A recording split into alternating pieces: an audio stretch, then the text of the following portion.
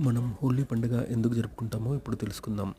భక్త ప్రహ్లాదుడు తన తండ్రి హిరణ్యకశిపుడికి అనుకూలంగా శివుని ఆరాధించగా శ్రీమాన్ నారాయణ్‌ను ఆరాధిస్తాడు. ఇది ఈ హిరణ్యకశిపుడికి కోపాన్ని తెప్పిస్తుంది.